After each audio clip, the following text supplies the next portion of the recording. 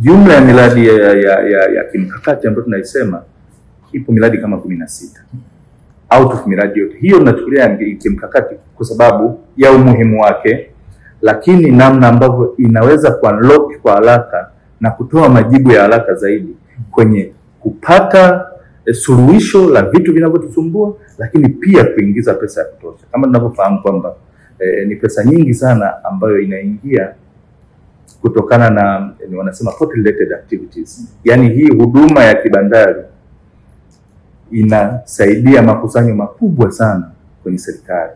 Kwa hiyo sisi tunaona kabisa tuna jukumu la kuhakikisha tunakusanya pesa nyingi inavyowezekana ili kuweza kuisaidia serikali kwenye ukusanyaji wa mapato.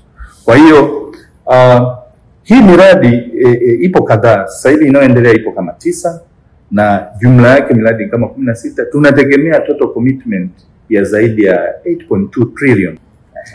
Lakini kwa sasa tuna miradi kama 9 inayoendelea ya kimkakati. Mradi wa kwanza tukizungumzia kwa mfano mradi wa Mbamba Bay. Mbamba Bay tunataka kwenda ku unlock Southern Corridor. Tunategemea kuna prospect hapa tunaongea na wadau kwamba prospect ya ujenzi wa reli. Ukijenga reli, connectivity inayofuata connectivity ya bahari. Kumbuka Mtwara tumeshaongeza gati la ziada. Umesikia ndugu mtangazaji.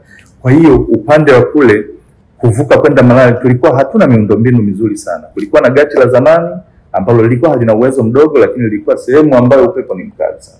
Sasa hivi tunajenga sehemu mpya. Naweza nikasema ni New Mbamba Bay Port mpya. Sio kwamba tunaboresha, lazima tunajenga mpya. Zamani itakuwa pembeni, itakuwa pembeni na mpya inajengwa.